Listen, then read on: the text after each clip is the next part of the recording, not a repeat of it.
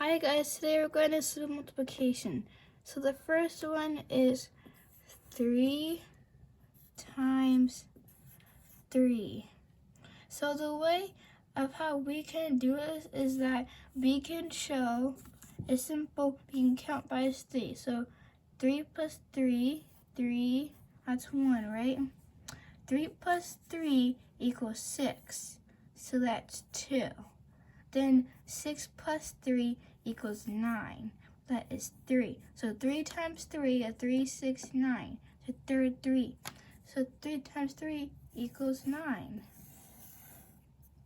Our next one is going to be 1 times 10.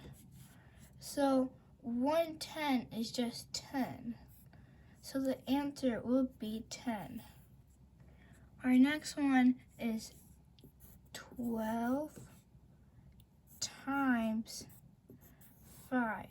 We could write this differently this time. Put area here. So 12, right, we're gonna write an X and write a 5 here. 2 5s is 10. So you put a 0 here and 1 up there because you have a 10.